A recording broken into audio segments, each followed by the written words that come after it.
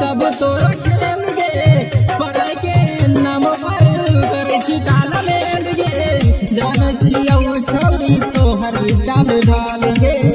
जान छियौ छौरी तोहर चाल ढाल तू तो बन गेल छौरिया उ छोरवा के माल तू तो बन गेल छौरिया उ छोरवा के माल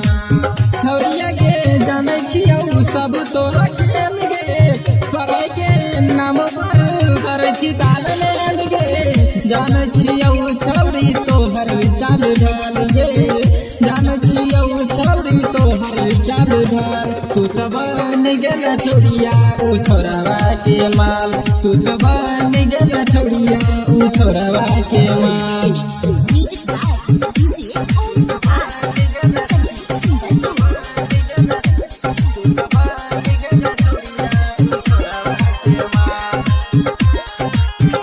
आँखों में काजल होठो लाली लगाई के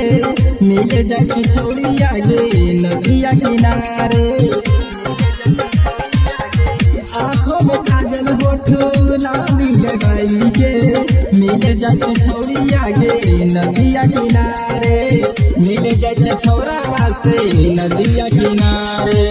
माई बापू के इज्जत कर देवी नास गे होई जाए छौरिया गे गाँव में बदनाम गे जान छियौ छौरी तोहर चाल ढाल गे जान छियौ छौरी तोहर चाल ढाल तू तो बन गेल छौरिया उ छोरवा के माल तू तो बन गेल छौरिया उ छोरवा के माल